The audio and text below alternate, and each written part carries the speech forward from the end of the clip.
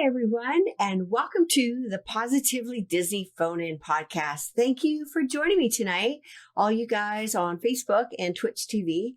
I'm Kimberley Bouchard, and I am your host, and I'm also the author of the Positively Disney book series, from where this show comes from.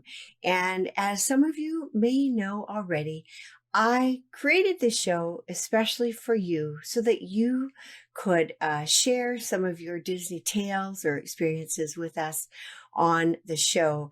And some of you might prefer just to text or chat by typing, and that is absolutely fine. But if you would like to call in, the number to call is 844-4U-DISNEY or 844-483-4763.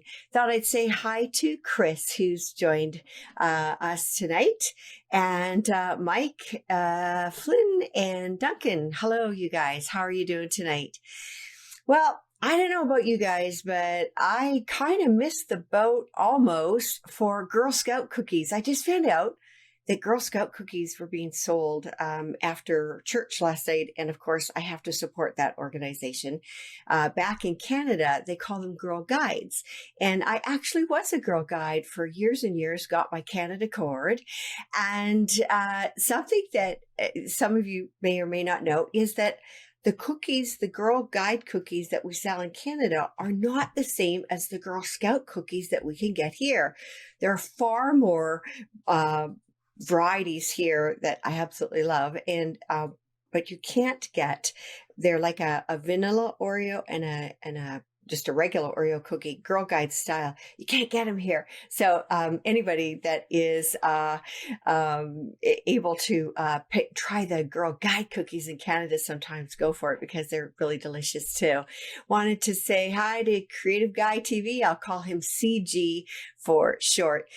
Some of you, my husband is not going to be able to chat with you tonight because he's at a dinner engagement tonight. So we're going to just kind of go for it and see what we can do here. I have had a busy last week, and our weeks are getting a little bit busier. We are an Irish dancing family. And, thanks, Mike, sending some cast member love. Mike's a CM that is in Traditions, I think, presently right now.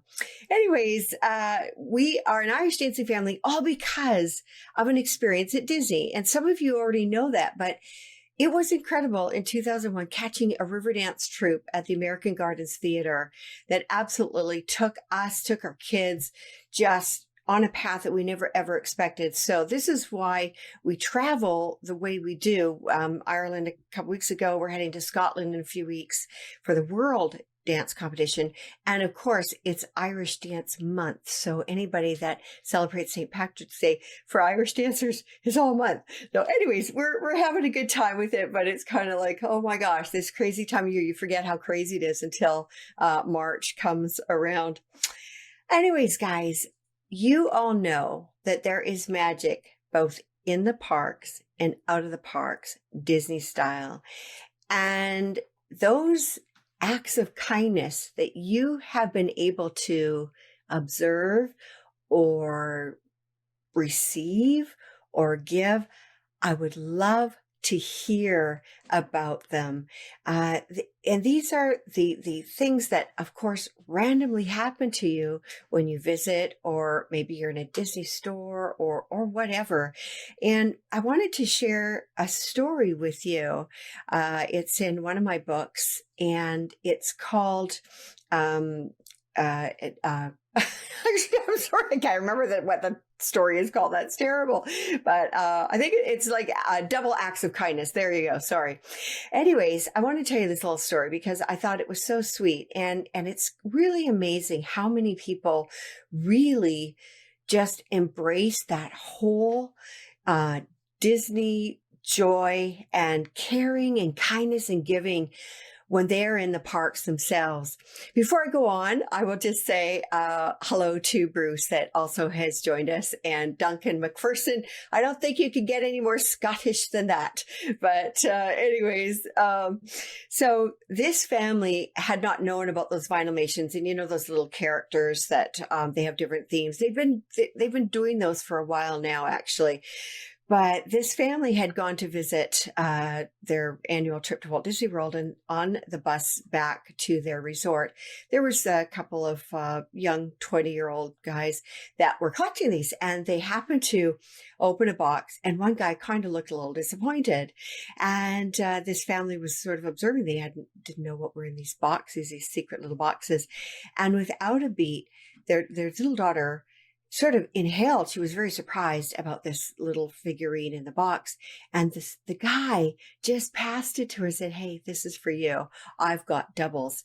Well, she was so taken aback. And this little girl is actually known to be quite shy, does not interact much with adults at that particular time in her life. Well, that started a tradition in that family. And what they discovered is that if the more you buy of those boxes, the more doubles you have. And what they decided to do is carry on the tradition of giving those little Vinylmations, the doubles that they have collected, to other little children in the park.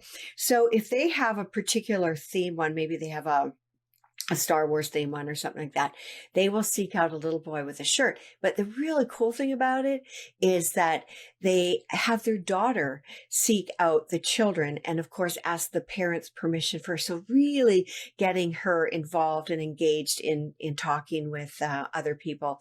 And they pass out these Vinylmations and have really made some people's days because they don't expect it. When you've got an act of kindness, a random act of kindness, people don't expect it. This past Christmas, I had the good fortune to do something, and we were actually given Fast Pass tickets. And I know that a lot of the parks, of course, we don't have the actual paper tickets anymore. I think Disneyland still does, but at any rate, I'll back up even further. We pulled in with our RV, and believe it or not, where they had parked us, and it was at, where was it? Were we at Hollywood Studios? At Hollywood Studios. And right in front of us was this little RV from Quebec in Canada. Now, Quebec is French speaking, and I could see this family. The husband was under their vehicle. The kids were out meandering around. It was kind of chilly that day. They had their first visit badges on. And I'm thinking, oh my gosh, these guys have car trouble or something like that. And it's their first visit. And my husband's first language is French. He is actually French Canadian. And it was so ironic that we actually pull up, to park in the parking lot with right behind this fellow that is French speaking that needed help. Long story short, cast members, of course, they are so good about coming to your rescue, to your aid, because they patrol those parking lots. And of course, they've got the kind of the lookout towers in the parking lot. So they're very aware of everybody in there, which I'm very grateful for. Anyways, this cast member was standing up there. And before she could even call somebody to help, my husband had his tool kit out. He had everything. And he got right under there with the fellow, repaired what it was that needed to be repaired. I don't know exactly what it was. I didn't stand out in the cold, but that's something we just do, especially if you are fellow RVers. You just kind of help each other out. And what happened? We ended up getting I think it was 3 fast passes for 5 people, which we didn't expect that. It wasn't necessary. We didn't need to do that. And so we used what we could, and we were having lunch, and we were like, you know what, we've done enough. We don't need to go on yet another ride. I know that sounds very strange to say that, but we just want to, give this to a family. So we found a family. That's always fun, picking out a family you want to give something to. And they were so excited and so happy because they were getting ready to stand in line for 2 hours at one of their favorite attractions. And I don't know about you guys, but I'll stand in line for 2 hours, and nor do I want to ever be in that situation to stand in line. So that was really fun. So, anyways, if you guys want to share your fast pass, or not fast pass, but your experiences for random acts of kindness. And Creative Guy, how do fast pass tickets work? Is it for the whole park, for the whole day, or just a few tickets you can use to choose to use on a few rides? Okay, so Walt Disney World, as I said, I think Disneyland still uses the tickets, but Walt Disney World, you actually can choose the attractions you want to go on. And there's an app which you use to do that. And there's 3 that you choose in a park, one park. Unfortunately, you can't choose the top ones. They have sort of tiered attractions that you can go on. Once those are finished, though, then you can go to the kiosk and tap in that, you can do another fast pass, at that park, or you'd have to go to that actual park as well. Something that, everybody's kind of been on the fence a little bit with that whole fast pass thing. I know for us, we really love the fast pass with the paper, because what happened is that as soon as we hit the park, our family would go into the attraction, and then my husband would take off and go to the fast pass lineup and grab tickets. So we had a good system, but this is also a good system so that you can kind of book things out in advance. And the thing also is that you can usually get onto the attractions that you want. I just want to say, Amanda, Arlene, hello, Brenda has joined us also. Happy to have you with us tonight. Anybody else would like to share a Disney experience with us, or a random act of kindness? That would be wonderful to hear your random acts of kindness that maybe you've been a recipient of. There is a woman that I met in Florida who moved from New York several years ago, just decided they'd had enough of the weather, and went to Florida, and they live about an hour away. And something that she tries to do every time she checks in to a resort is she brings a dozen donuts to the cast members. And I thought, isn't that a nice thing to do? Because they don't expect anything, particularly the guys checking in. And it's very easy just to pick up a dozen donuts and make their day. So if you have the opportunity to do that, I encourage you to do that. Duncan says that his favorite thing to do as a cast member is to take pictures of the Japanese guests who are dressed head to toe in their Disney best. Yeah, you know what? It's really neat how people can just go for it and dress as extravagantly as they want, or not as extravagantly as they want, with it just a t-shirt. And I shouldn't say just a t-shirt, but because there's some really cool t-shirts out there, but ears. Brenda, I'm fine. Thank you so much for asking.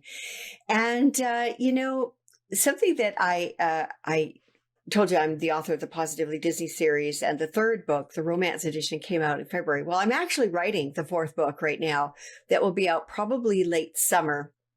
And I actually just have a couple more little interviews to do, and I've got all my stories and all the interviews done. But one of the stories that's coming in, just because we're talking about briefly here, the being dressed up, there's a little boy who really identifies with Peter Pan. And he's actually known as Little Peter Pan. He's a little boy in Scotland. There you go, Duncan, another Scottish lad. And he has right now, that fit him, 19 different Peter Pan costumes. And he's 7 years old, and he absolutely adores Peter Pan. And he's got a really neat story of some special encounters with him. And it was kind of bringing mind. So my books, I changed the color up on the different spines of the books. So the 3rd one for the romance edition was pink. And the 4th one is actually going to be green. And something I also do with my books is I change up my author photo in the back. So the red spine, the first one, I had Gaston, who was in red.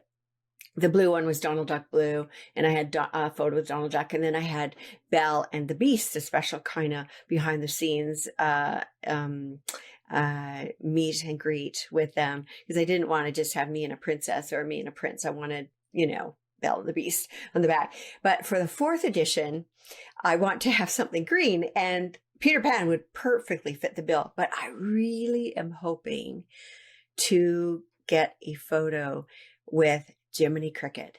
Jiminy Cricket is one of my favorites just because of everything he stands for. He's just a really, he's our conscience, and he's just, I love what he says in the different movies and things like that. He's just kind of like your caregiver and your conscience. And so I really like him, but he's very difficult to find.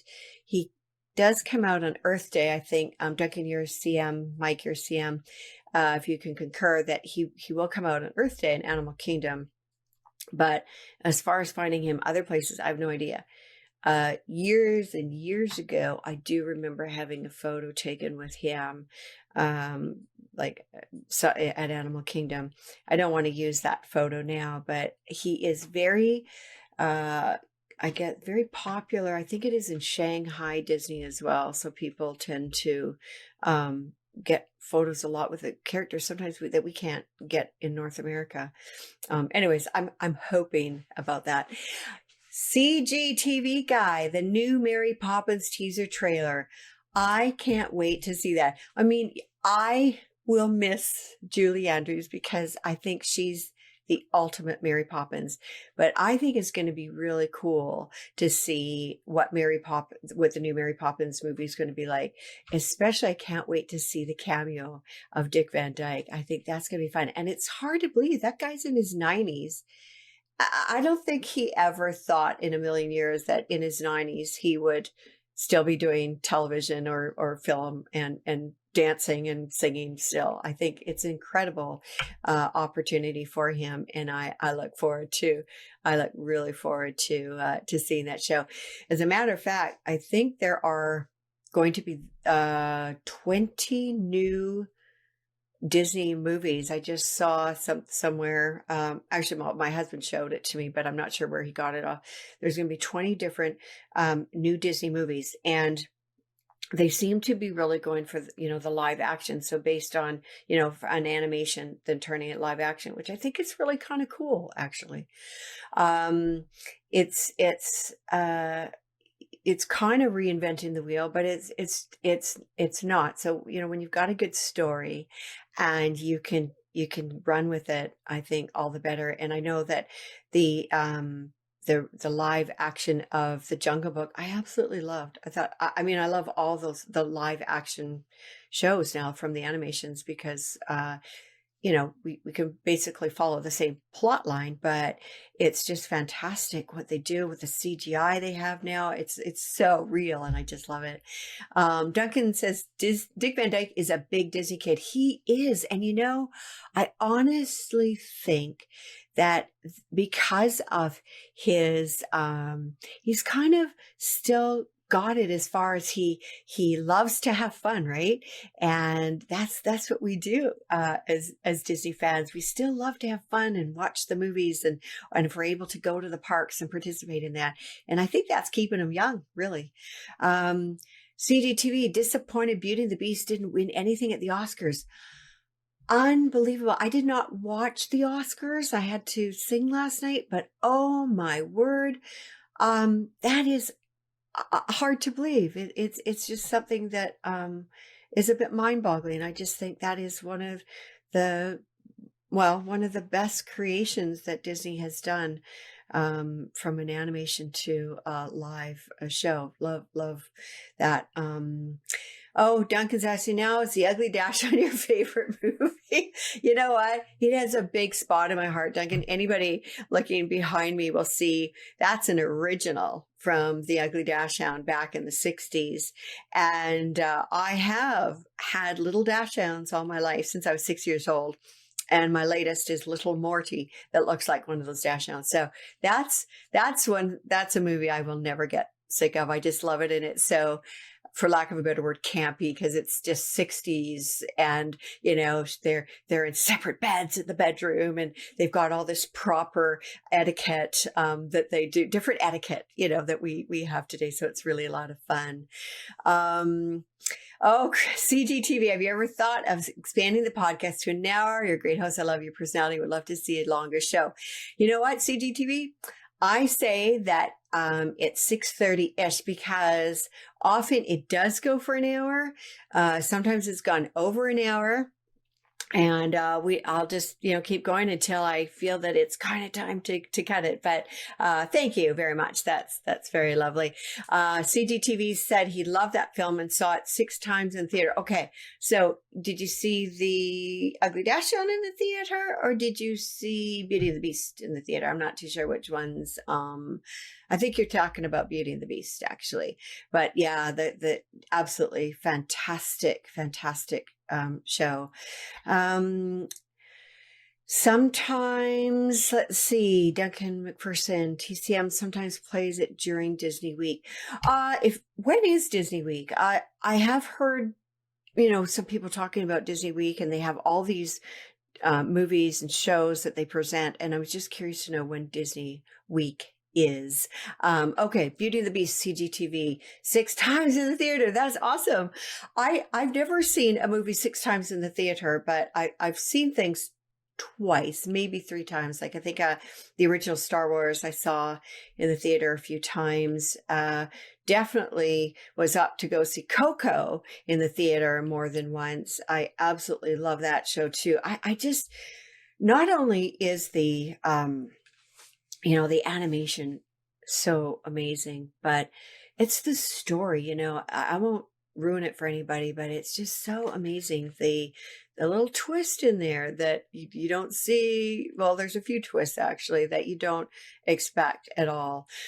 Something I'm looking forward to is the new Toy Story movie that they are working on.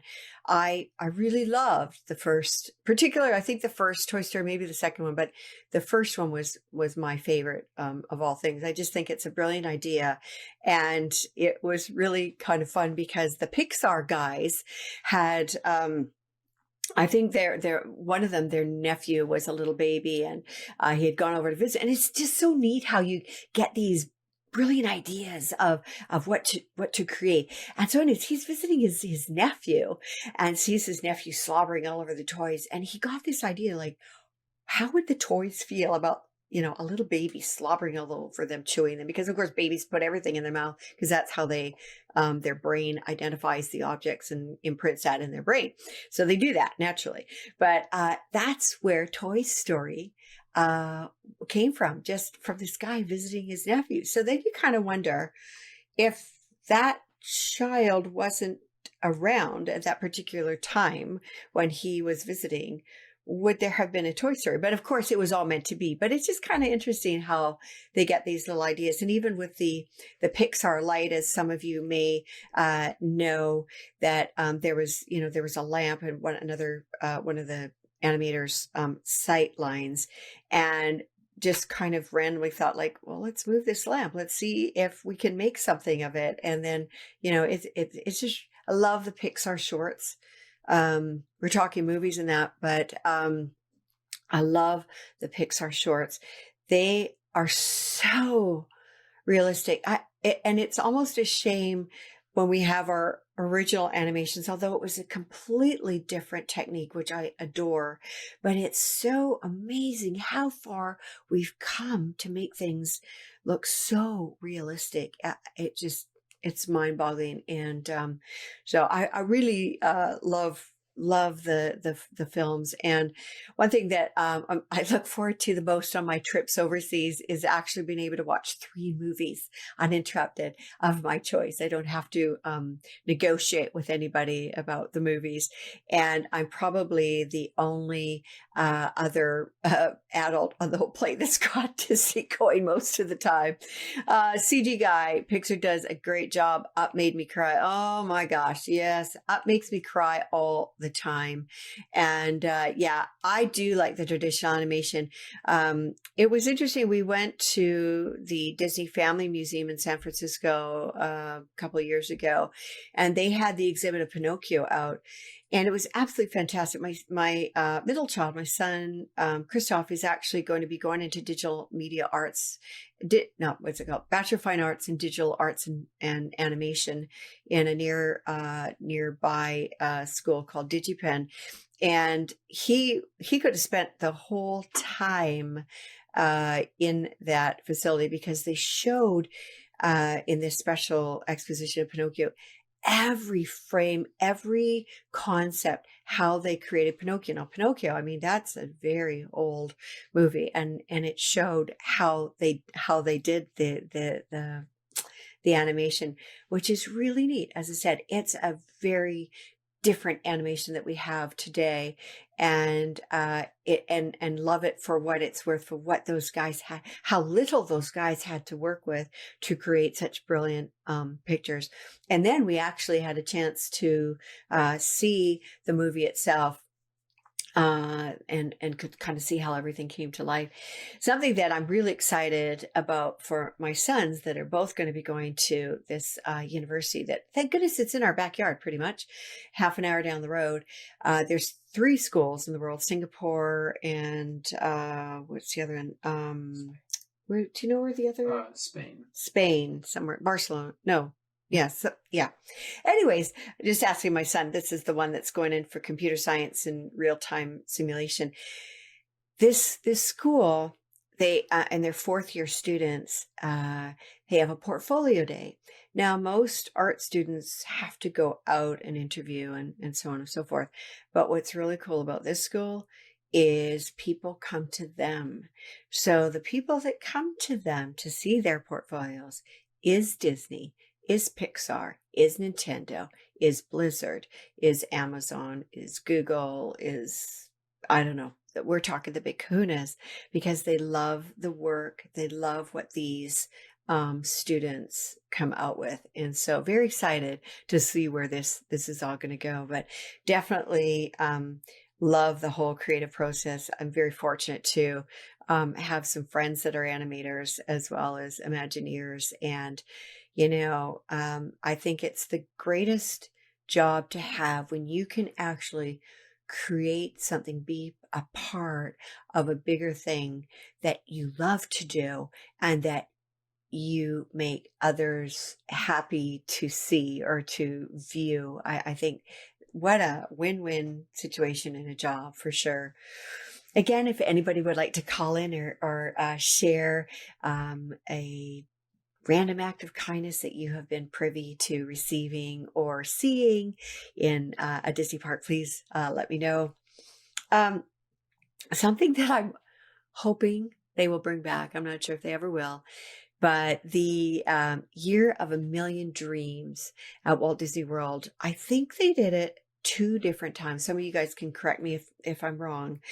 And what the whole premise was is that they were going to give out 1 million, I wouldn't say things, but do 1 million things, be it Mickey bars, be it certificates, be it surprise get-togethers with a character, whatever. I'll never forget our first day into a park. We had dinner at our resort, and because we had just arrived there that day, and I thought, oh, it's a good night for a little Mickey bar. And we had gone in for a Mickey bar, and there I was just about to pay, and they're like, nope, that's on us. And it was so random, and I loved it. It was just so much fun, and I really wish they'd bring that back. I mean, they're very good. Of course, things happen all the time, but it was, for a Year of a Million Dreams. I just love that. So I guess it was 2005 only. So I guess what I'm thinking is that we must have gone back 2 or 3 times.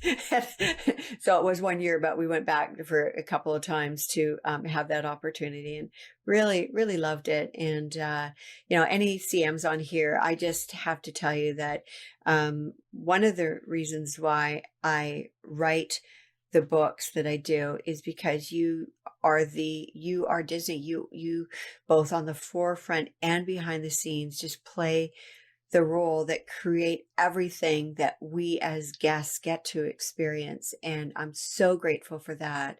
And Walt would be just so proud of you guys because of the things that you do. And I'm not saying that you have to, give people random acts of kindness every day, although I'm sure you do. But I just think that everything you guys do is from your heart, and it's so lovely, and I'm so glad that that I can actually thank some of you guys that are watching, because you really are special in my heart, because I know how hard you work, and it's not always easy to pull those shifts, and you get all kinds of folks there, I know, and just to turn it around if somebody's having a bad day or making something extra special. Thank you so much. I had another opportunity, which was just from one guest to another, and I had received, I'll call them golden tickets, because they were yellow, and I like to call them my golden tickets. I had actually met up with some of the contributors of the books, because my goal is to meet in person every single person that has contributed a story to my books. And I'm slowly getting through it. And when I actually go to Scotland, there's some people that I'm going to say hello to that were in book number 2, I believe. And so very looking forward to that, because it's very difficult to just randomly see somebody in another country as far away as that. At any rate, I had met up with a few this one Christmas, and I thought, okay, you know what, we'll just go to somewhere neutral. Went to Starbucks at Disney Springs and said, okay, we've got 90 minutes, and sent our kids into the park. And I'll name her name, Donna Jo. Very lovely person. There was some reason, I can't remember what happened exactly with them, but for some reason they were given these 3 yellow tickets that were good for 5 fast passes for anywhere. And I'm telling you, I felt like I won the Disney lottery, because that is so awesome to be able to, first of all, jump the queue on your favorite rides, and you could do it at any park. So any place that you had fast passes already, you could actually go on. So that was a really fun, random act of kindness that I was a recipient of. It was really wonderful and very grateful. And it just made it a little extra special. Again, the number to call in is 844 for you Disney. I know a few of you were not able to make it in tonight, and that's quite all right. But if you have anything that you would like to share with us tonight, please do. Something that I also know, I just have to get back onto this random acts of kindness, because it can be very simple. I know that she's actually one of her stories in one of my books as well. She's from the UK, and she's a huge Disney fan, just lovely, lovely person, and got to meet her it was actually at the Starbucks at the Magic Kingdom, and it was the Mickey's Not So Scary Halloween Party. It was pouring rain, and they had delayed the fireworks, and so we just met up there. And something that she does is she carries around stickers, and sometimes the little the glow bracelets or whatever, because you can buy those in bulk yourself and carry them easily, and she will pass them out to children. And again, she is very careful and makes sure the parents are okay with her interacting with the children, and that, because you don't, for me as a mother, if I had little kids, I don't know quite what I would think about strangers just kind of randomly coming up to my kids. Probably would not want that. Even in Disney, it would be kind of a little reluctant at times to have that happen. But anyways, it's just really fun, and it makes her feel good, and it makes the people feel good as well. So if you guys have that opportunity, try it and see what it's like to give a little something away. Well, I have a book that I wanted to just show you guys, and it's just a really fun book. And I don't do astrology or anything like that, but I got this one year. I'm not. Let's see if you can see it. It's called Dizzy Astrology, and it's got photos and explanations of every day of the year. And I thought something would be really fun to do is share with you the days that I'm podcasting, what the actual thing is about. So if this is your birthday, March 5th, it says that, so you're intense, you're regimented, and you're communicative, and your magical gifts. And here we go. I'm going to need my glasses because I'm okay with the screen and that, but when I have to read in a book, good luck. All right. So it's the March hare who bestows the gifts of inquisitiveness, expressiveness, and duality. He encourages you to celebrate life every day. And the keys to your success, if you're a March 5th born, staying positive in your own zany way. And the March hare story is Alice in Wonderland, and here's the hare from the Alice in Wonderland. So it's really kind of fun to read those. I won't read you mine because it's really close to the kind of the truth. Holy cow! I don't know. I'm not sure about March 5th, people, but for mine it was. Duncan, I am actually going to Glasgow, flying in. I'm going to go up to the Royal Concert Hall in Glasgow, is where the competition is for the World Dance Competition. And then I'll be somewhere between Glasgow and Edinburgh to meet up with the couple that contributed a story in the book, which is going to be really lovely. And I'll be driving on the wrong side of the road again. But after mastering the freeways in the US, because in Canada, we don't have these freeways like this. But after mastering these, believe it or not, to drive on the wrong side of the road with the steering wheel on the wrong side and shifting on the wrong side is not so bad. And I can only imagine you, Duncan, when you came over. I'm not sure if you were driving over overseas there or growing up there, but it must have been a bit daunting to come to our freeways here. At any rate, I would like to just maybe close tonight's show and just say a nice thank you again for joining me. Again, I'm the author of the Positive Dizzy book series, and some people don't know this, and I will show you something here. But so these are the 3 books that I have out right now. And if anybody doesn't want to purchase it on Amazon and wants to get a signed copy directly from me, you just message me and we can figure it out, because I do that as well. And I've had some people asking. As a matter of fact, I was just messaged before 15 minutes before I came on the show to see about how they could get a signed copy of the book.